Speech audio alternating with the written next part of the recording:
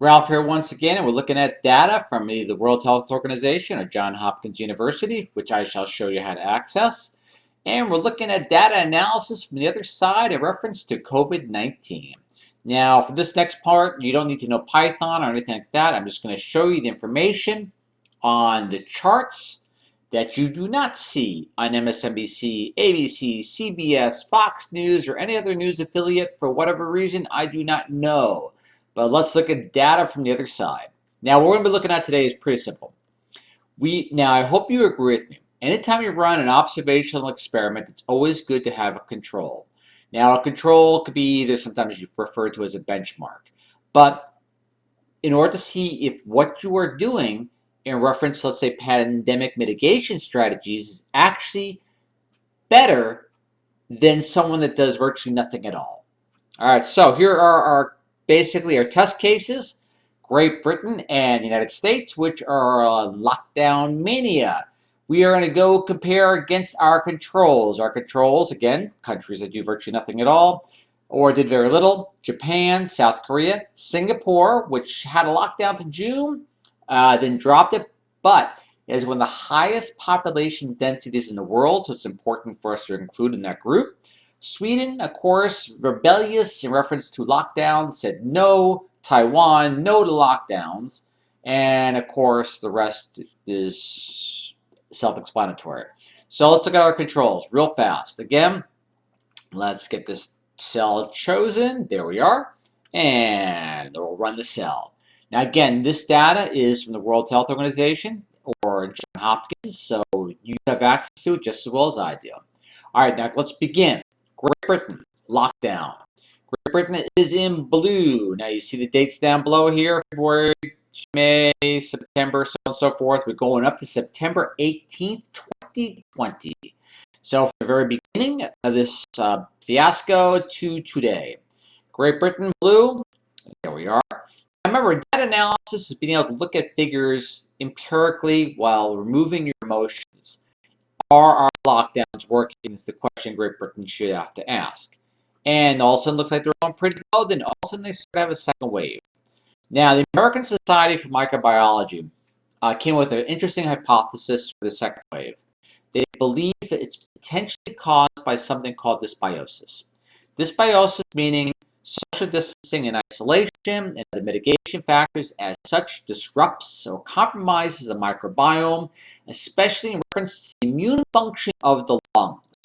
Meaning, people start to get sick again, people distance more, the microbiome becomes more disrupted and become more susceptible to disease, i.e. second wave. So that's potentially there. That is Britain as of September 18th. Japan, no lockdowns. It's in orange. There it is. Now keep in mind, the data we're looking at here is cases per million. Cases per million. It'd be unfair to look at it as cases total because obviously the data is skewed from areas with a higher population. So cases per million. South Korea, green, no lockdown.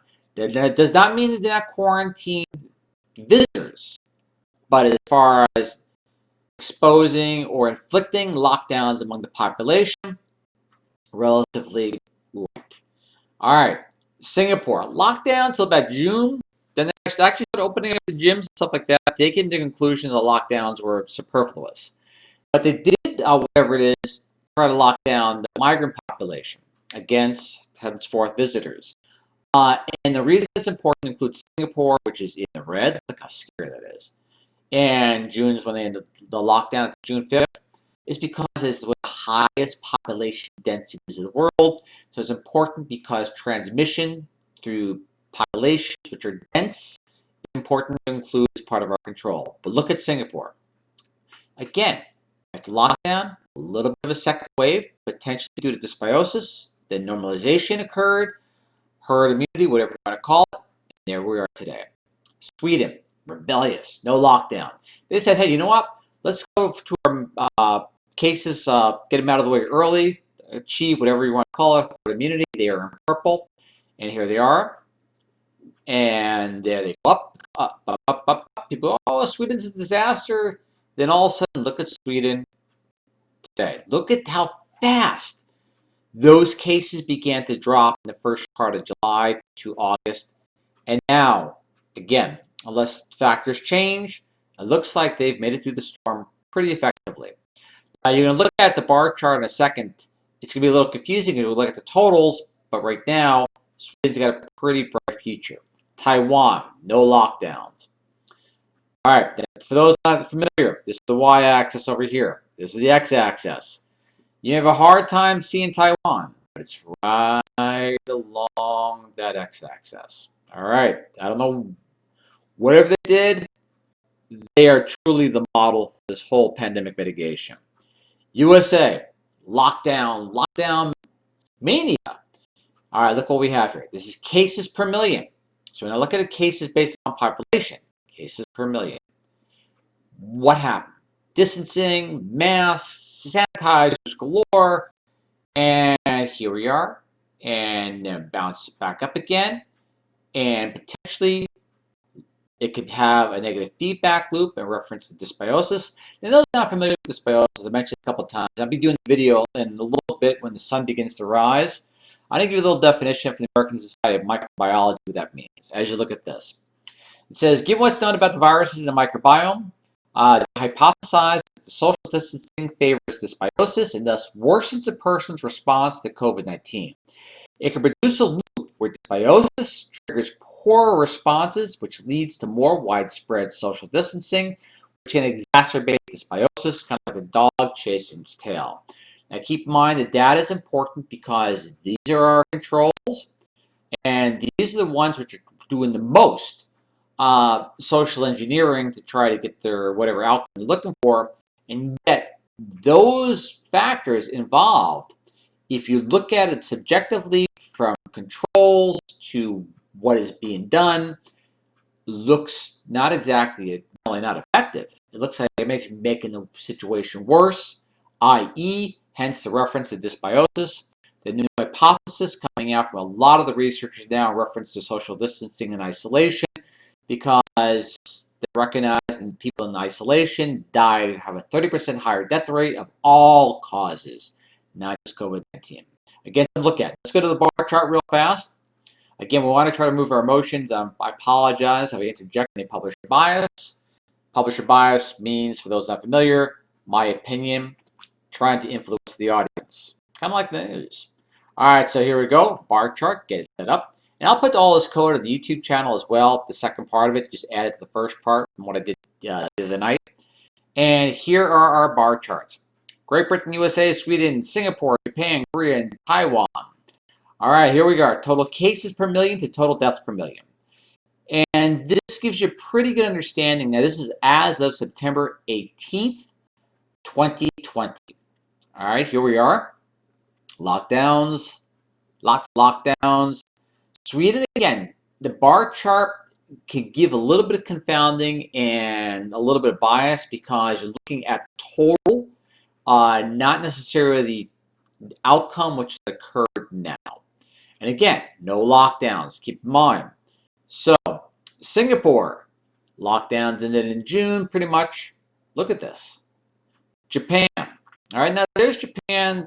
They have a few deaths per million total since the beginning of the whole pandemic. Let's make this a little bigger. See if we run into a little luck there. All right, there's Japan, deaths per million. South Korea, again, cases per million. This is the total throughout the entire pandemic up to September 18th, 2020. Taiwan. Again, Taiwan is the poster child. Whatever they did, however they did it, they really have to be the shining example on how to run a pandemic or how to respond to a pandemic, I should say. All right, so as promised, now I want to go to the Excel spreadsheet. Now I'll have the links, obviously, on the YouTube channel where you can download that Excel spreadsheet. And the important part for those not familiar with CSV files, you have to import it in the data section of the Excel spreadsheet menu selection. But once you have it, you have it imported, you can do things like get ideas from Excel, which can give you like pivot charts and pivot tables. But in this case, we're just going to use the menu options. All right, now obviously we have a lot of countries. You have thousands of columns. And so let's say, for example, you just want to deal with the United States. All right. Not to have bias, but a lot of people are interested to see exactly how we are doing. So United States, and there we are. So let's just click on the United States here.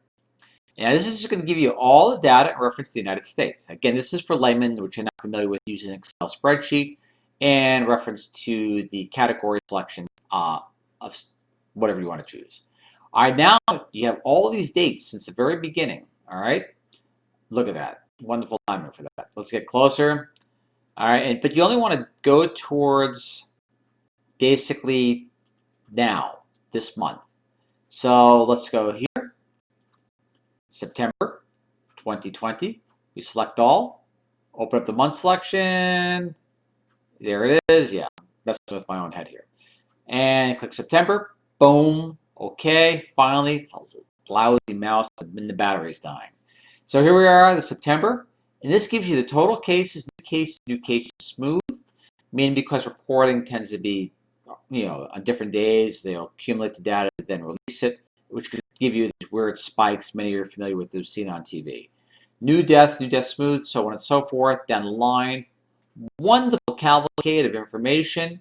Deaths per million, new deaths per million, new deaths smooth, new tests, total tests per thousands, so on and so forth down the line.